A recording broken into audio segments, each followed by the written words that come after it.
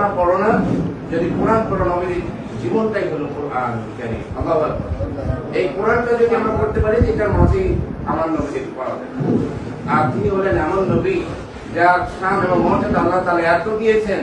আল্লাহ তাআলা নিজে বলেছেন ওয়া ইন্নাকা লাআলা খুলুকিন আযীম। আযীম শব্দটা এত ব্যাপক, এত বড়, এত গভীর যে আযীমের ব্যাখ্যা আল্লাহ তাআলা নিজে দিয়েছেন। এটা সরাসরি আল্লাহ তাআলার নাম, এটা সিফাতি নাম, তার গুণের নামটা এখানে তিনি সংযুক্ত করে দিয়েছেন। আযীমটা এই কারণে দিয়েছে যার শেষ আছে, শুরু আছে, শেষ নাই। এরা এত ব্যাপকতা, এত গভীরতা যে নবীজির চরিত্রের সাথে তিনি কম্পেয়ার করে দিয়েছেন। আল্লাহু আকবার। সম্মানিত উপস্থিতি, আমরা যদি তোমার আরো লাভ আছে খিলাফ তোমার জীবনে যত গুনাহ করেছো তাহলে এই গুনাহগুলো আমি আল্লাহ তোমাদের ক্ষমা করে দেব। এই আমার প্রত্যেকের জীবনে গুনাহ আছে, এটা মাপ পাইতে গেলে আমার নবীজিকে অনুসরণ করতে হবে, নবীজিকে চরিত্র ধারণ করতে হবে।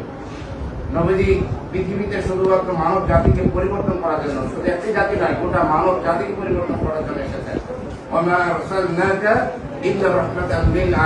জানি তিনি শুধু রহমত জন্য এসেছেন। শুধু এতটুকু নয়, তিনি শুধু ইবাদতের মধ্য দিয়ে নবী হন নাই, তিনি শুধু ইবাদতের জন্য আমাদের আইডল বা মডেল নয়।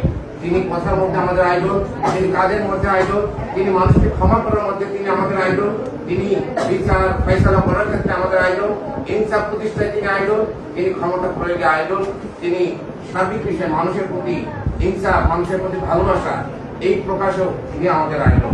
তিনি এখান থেকে আমরা যেটা বলতে চাই, নবীজির পথে কাঁটা দিয়েছে বুড়িমার, তিনি তার প্রতিশোধ দেন নাই, বরং তার বিপদ তিনি যখন অসুস্থ হয়েছেন তার প্রস্তাব লেগে গিয়েছেন। তাহলে আজকে আমি একটু বলতে চাই যে নবীজির শিক্ষা, আমরা নবীকে ভালোবাসি কিন্তু কোন কর্মের মধ্যে ভালোবাসি।